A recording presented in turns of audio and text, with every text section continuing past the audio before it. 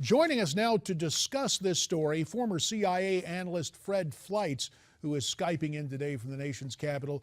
Fred, according to reports, this plot includes blowing up 5 passenger airlines flying between European cities. What is your take on this report? Is it credible?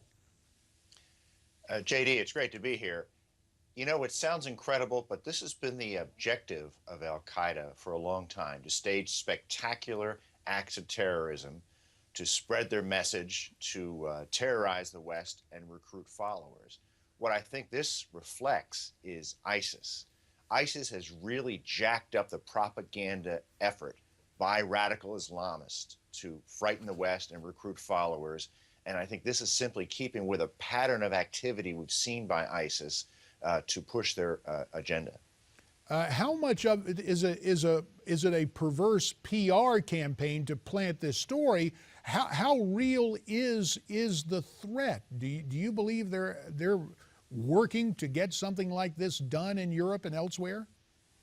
Well, from what I've seen, I think the threat is very serious, and we know that al-Qaida operatives have been working for a long time to find holes and areas of vulnerability in our security, transportation security. Several years ago, for example, you may remember they tried to ship a package bomb to the United States through the UK from Yemen. It was hidden in the printer cartridge of this printer.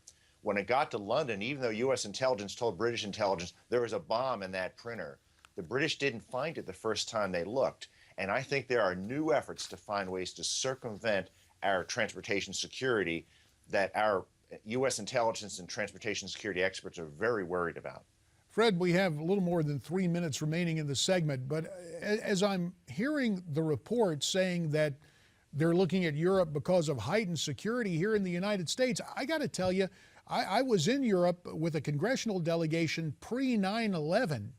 And so now we're looking at what, almost a decade and a half ago, and I've got to tell you what I saw in terms of examination of luggage, etc., in places like Da Vinci Airport outside of Rome was pretty impressive. Has American have the American actions really been something that leave Europe in the dust, or characterize European flight security? Well, I think the problem for both American and European transportation security is as we jack up our security measures, al-Qaida responds and tries to find a way to get around them. And it's going to be a continuing battle. And they're now talking about, JD, can electronic devices be allowed on an airplane at all? Because they could be used as a triggering device, either for a weapon elsewhere in the plane or possibly in the hand-carried luggage. This is a question that, frankly, it's hard to stay ahead of the terrorists. They are so determined to commit an act of terror.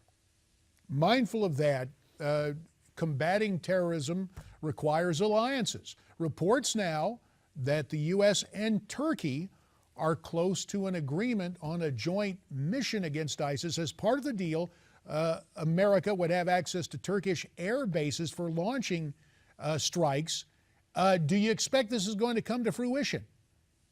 It looks very promising. We have some major differences with Turkey. The Turks are irritated that our priority in the war in Iraq and Syria is to defeat ISIS.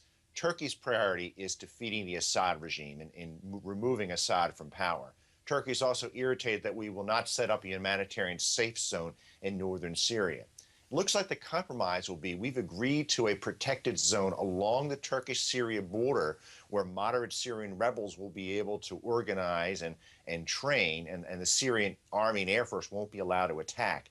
I think that's a good, important step to getting this agreement. And we really need these air bases, JD. Our planes are flying from great distances because the Turks have not been willing to cooperate with our efforts against ISIS in Syria and in Iraq.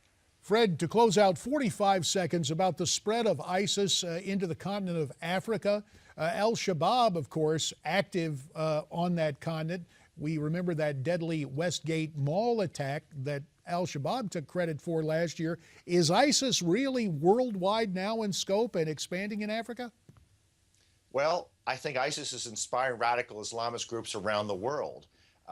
Remember, a few months ago, there was a beheading plot by ISIS supporters in Australia.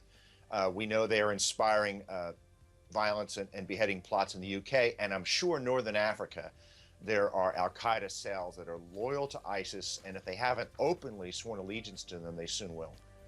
Former CIA analyst Fred Fleitz, Skyping in from Washington, D.C. Fred, as always, we appreciate your insights. Thanks so much. Good to be here. And America's Forum will continue after this.